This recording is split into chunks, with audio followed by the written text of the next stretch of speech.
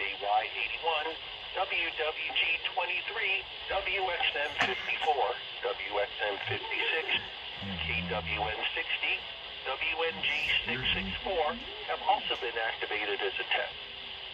During potentially hazardous weather situations, broadcasters and officials participating in the emergency alert system and those with specially built weather radio receivers are automatically notified of the hazard by the preceding digital code and warning alarm.